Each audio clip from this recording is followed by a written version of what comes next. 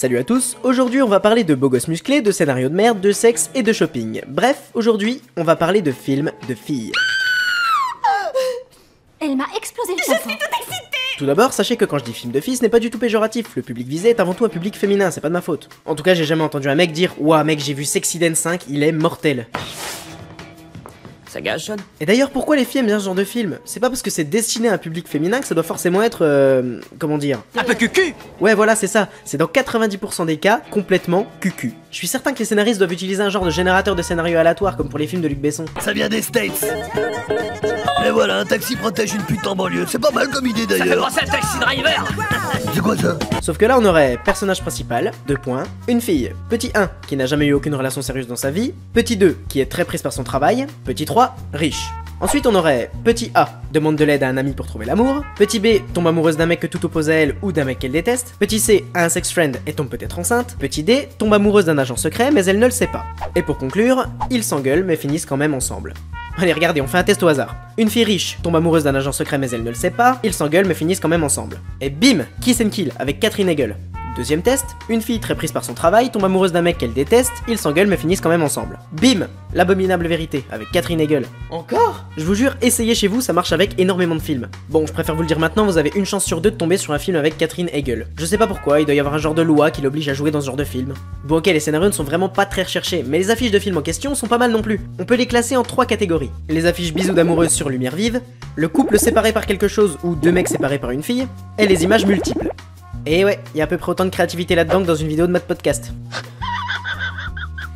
Bon, bien évidemment, il y a quelques films qui échappent aux règles basiques des films de filles. On peut citer par exemple 500 jours ensemble, Crazy Stupid Love, Blue Valentine ou encore Garden State, qui d'ailleurs entre dans le top 50 de mes films préférés. Je dis pas qu'ils ne comprennent aucun cliché, loin de là, mais il n'y a pas que ça, et les rares films de filles cool ont un réel sujet à traiter. C'est pas seulement « Oh là là, je suis célibataire, que vais-je faire Dans Garden State, le scénario reste très basique en soi. C'est un mec qui revient dans sa ville natale après un long moment d'absence et il rencontre une fille dont il va tomber amoureux. Mais en parallèle, le film traite aussi de la perte d'un proche, de liens amicaux et familiaux, de travail et de drogue. On suit un personnage ayant perdu le goût de la vie jusqu'à une certaine renaissance. Question mise en scène, Zach Braff, le réalisateur, nous offre un film très poétique et très bien filmé, avec une bande originale juste superbe. Dans la plupart des films de filles, on se contente juste de regarder des working girls qui veulent essayer des fringues comme dans Pretty Woman, avoir un prince charmant avec des gros abdos et tout ça filmé dans la banalité la plus totale avec la chanson pop du moment comme bande originale. Je vais utiliser un terme que je n'aime pas, mais là je pense qu'on peut appeler ça du cinéma commercial.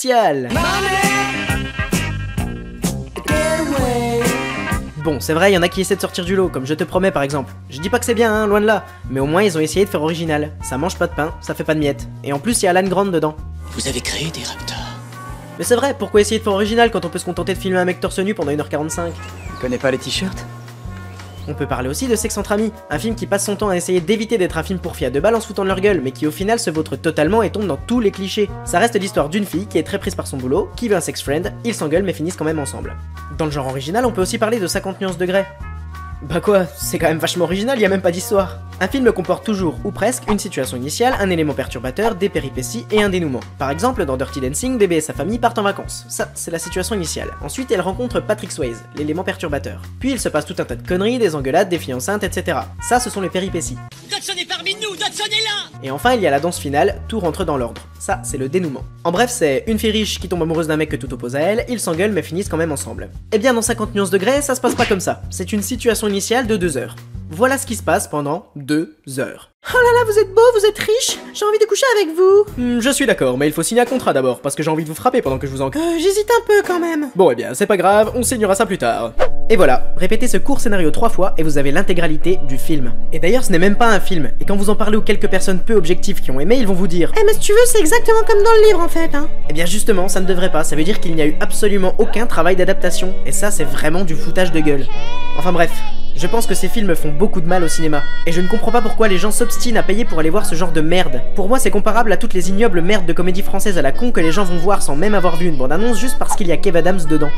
Et je pense que c'est pour ça qu'on a de plus en plus de films de merde. Pourquoi essayer de se creuser la tête pour faire un bon film si on peut gagner des millions avec un scénario et une mise en scène pourrie? Il faut impérativement empêcher la naïveté des spectateurs, même des plus jeunes d'entre eux. C'est pas parce qu'on a 15 ans qu'on doit se faire prendre pour des cons en avalant toute la merde que l'on nous vend. Le cinéma, avant d'être un business, est un art, le 7e art, et il faut tout faire pour qu'il garde cette appellation.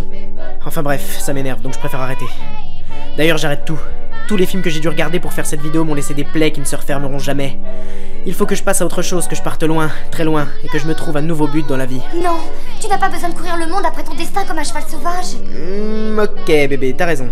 ton étrange réplique m'a convaincu. Alors je vous dis merci d'avoir regardé cette vidéo, j'espère qu'elle vous a plu, salut!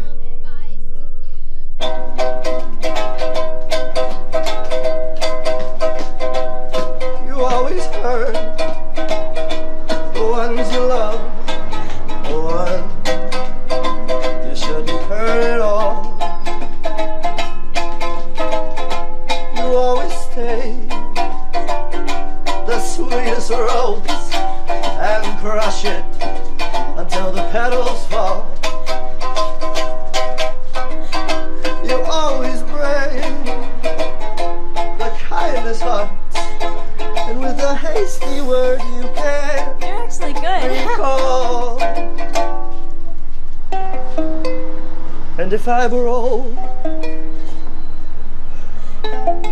your heart last night, it's because